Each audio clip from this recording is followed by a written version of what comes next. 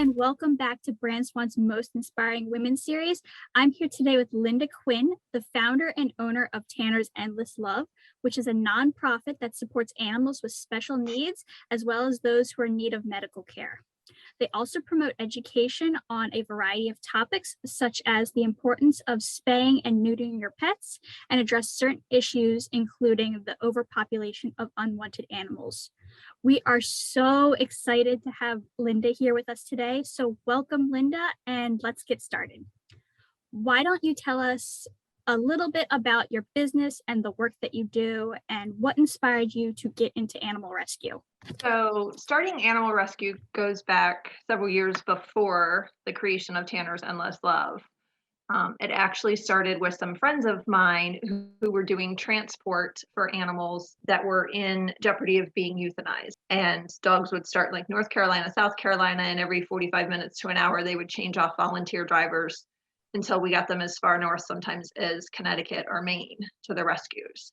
So that kind of started me in the rescue world, and it's just morphed over the years. Tanner's Endless Love actually started with the loss of my special needs boy, Tanner. And my husband helped me create the name Tanner's Endless Love because he was full of love. Like, he just wanted to give love. And that was our intent with the creation of Tanner's, was to continue to spread his love by helping other people with special needs animals, because we would not have been able to do what we did for him without the support of others. So he was born with spina bifida. I had fostered his mother. So him and his was a litter of 8 were born in my basement. And unfortunately, about 4 weeks old, we noticed that he had some medical issues. We took him to the veterinarian, and through additional testing, it was determined he had spina bifida. He lived 14 months, but he made such an impact on everyone that met him that we felt the need to create Tanner's and continue to help other animals and families in need. What is the most rewarding thing about what you do? It's hard to narrow it down to one thing, because when I look at the efforts that we do with feral cats and the ability to help their caretakers that feed them provide TNR to stop that overpopulation of animals, the thought that, those mom cats are not continuously out there on their own trying to fend for themselves, caring for kittens, and continuing to add to that, it's rewarding to know that we're stopping that. It's rewarding when we get a call from a family that would potentially have to put their animal down because they can't afford the medical care, and we're able to help them. So there's so many different aspects of what we do. I don't know if I can narrow it down to just one. What do you want people to know about special needs animals and animal rescue in general? Oh my. I will tell you that my first special needs animal, which was Jessie, came from a shelter in South Carolina. At that point, we had no idea that she was going to be special needs. About 60 days after we adopted her, she started to show signs, and we found out that she had neurological issues, which in the end, after MRIs, determined was due to a previous distemper infection that she had long before animal control even picked her up. So basically, her brain was shrinking and filling up with water. She lived a very full life. There was minor adjustments that we had to make and medication, but I think people hear the word special needs and they think, all these huge medical cares, and there's so many that are classified as special needs, and they're not. They're just different. They're imperfectly perfect, and everyone just needs to give them an opportunity to show the same love and care that they have for you. They will change your life in ways you never knew was possible. You mentioned that you help mostly animals in the United States, but you've also helped animals internationally. Yes, that's correct. So I made a compassion trip to India in 2019, and it still gets me to this day. Animals are not valued as pets there as much in the general populace.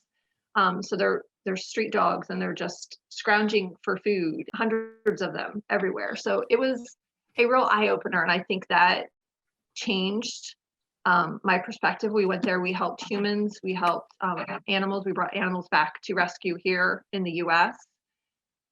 So we continue. I just actually getting ready to send money to a rescuer in India. She reached out to me yesterday. She had a street dog that was adopted out. is in a loving home, met an unfortunate accident. It has a broken leg. Now that surgery here in the US would cost probably $3,000 to $4,000. For $300, 300 US dollars, I can get that dog the surgery and ensure that it stays in a loving home. And that's more than twice his owner makes in a month. We raise money every holiday for new beds. They're street dogs, and they kind of live in colonies, and they're used to their feeders. So she has beds made for them that will withstand the winters in India. So we send those over. Right now we're working on a very fun fundraiser to send to some of the rescuers in Poland and Ukraine that are helping with the rescues over there for the animals that are fleeing. So we do limit the amount of support we give internationally, but we do absolutely help. And right now with the Ukraine crisis, that's one that we felt passionate about helping. What change do you want to see in the world, and how are you aiding that cause? It sounds very cliche, but we all just need to be kind to one another.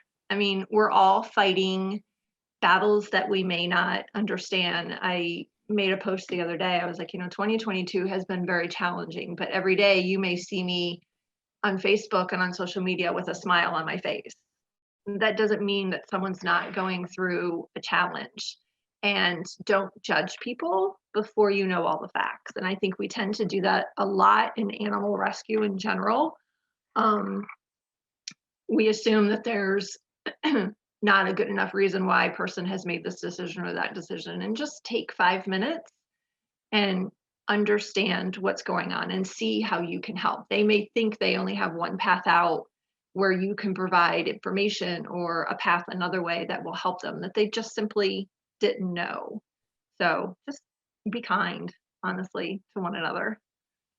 What is the most important business or personal discovery you've made about yourself, and how did it affect where you are today?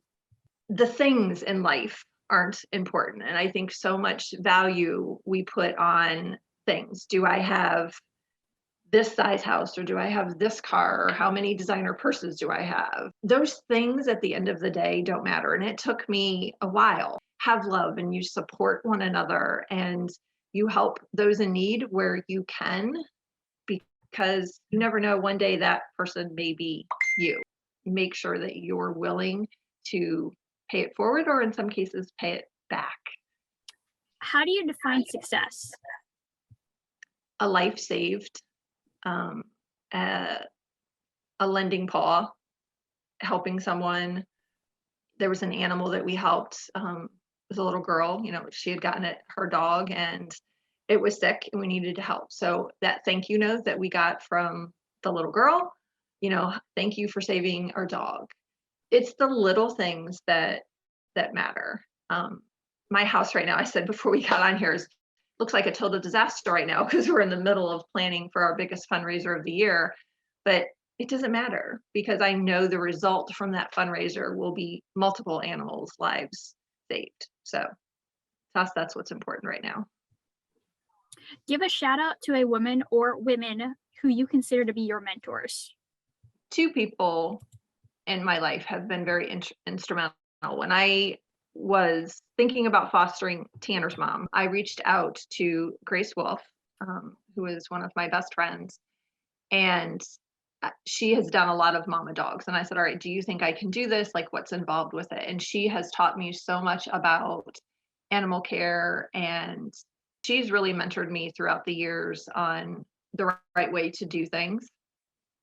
And then Michelle Horner-Wood, she is the rescue coordinator at Rowan Creek, which partners with Vance County Animal Shelter in North Carolina.